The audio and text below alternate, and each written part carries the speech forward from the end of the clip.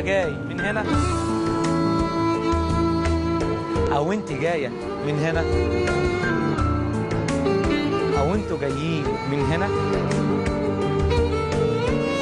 اجمل احساس ان انت تكون سعيد، واحلى ما في الدنيا ان قلبك يكون مطمن.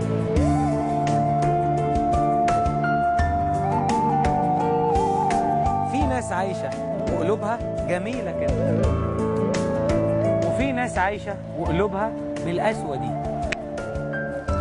وفي ناس عايشه وقلوبها صفرا. يا ترى انت تعرف قلبك؟